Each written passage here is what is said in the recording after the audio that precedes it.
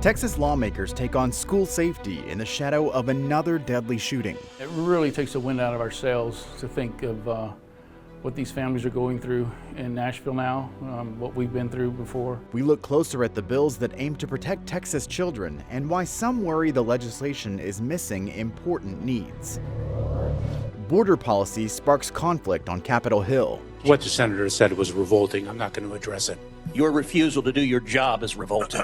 How Texans are putting new pressure on the Homeland Security Secretary. The state is one step closer to fixing problems with the agency in charge of Texas animal doctors, the proposal moving forward at the Capitol, and why one bill is raising new concerns. Produced from the Capitol in Austin and airing statewide, this is the award-winning State of Texas. Hello and thank you for joining us. I'm Josh Hinkle. News of yet another deadly school shooting is sending shockwaves across the country, even in the Texas Capitol. This time it happened in Nashville. The shooter targeted a private Christian school, killing 3 adults and 3 children under the age of 10. Police killed the suspect, who shot through a glass door to enter the school. It happened on the same day Texas lawmakers took up bills to improve school safety after last year's deadly shooting at Robb Elementary in Uvalde. Ryan Chandler shows how the news affected people who came to the Capitol to advocate for protecting students. Just like all of them, it goes from 1, 2, 3, 4, and it just keeps rising. Every time the headlines count yet another death toll, Scott Rice knows just how that feels. And it's just a gut punch. His wife, Flo, was shot in Santa Fe High School 5 years ago.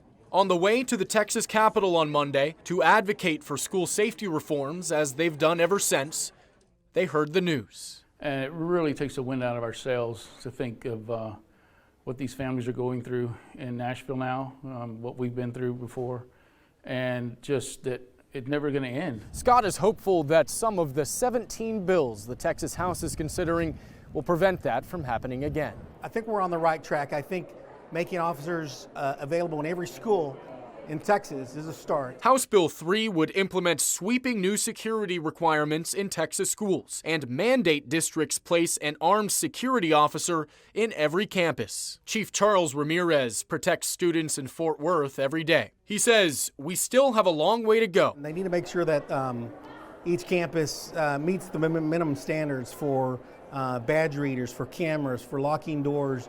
It's one of those things that some of the things come off as a suggestion instead of more of a mandate. The protections in House Bill 3 have wide bipartisan support. Victims like Scott and Flo hope they come before the next headline breaks. We don't know what to do, but we just keep trying. Ryan Chandler, State of Texas. Texas has been spending money to harden public schools for years. For example, the state increased spending after the 2018 shooting at Santa Fe High School. And just this summer, the state allocated $100 million after Uvalde. Monica Madden examines what's different about this session's proposals. The special committee formed after the Robb Elementary shooting gavelled in Monday, hours after another school shooting rocked Nashville and the nation. In far too many instances, parents of school children have been lulled into a false sense of security that their school, since they had security plans and measures in place, were actually checking on these measures and preparing them for them. House Bill 3 is one of the legislature's priority school safety bills. It would require armed officers on every Texas campus and new enhanced security standards. School districts would receive at least $15,000 per campus every year to fund infrastructure investments, purchase security cameras, hire officers, and more. For rural school districts especially, the funds would be welcomed. Average cost of just fencing alone is about $204,000. But only scratch the surface. Currently, my district has a school safety allotment of about $4,700. There are a significant number of mandates that are placed on school districts that have a tremendous amount of cost. Hiring officers to meet the bill's requirement is a big cost concern. They have to have the ability so that every school district can actually afford an officer. And so without funding, they're not going to be able to do that. Lawmakers say the bill is part of the solution to keep schools safe. But it is an important, critical piece to make school security and safety better for all students across our state. Monica Madden, State of Texas.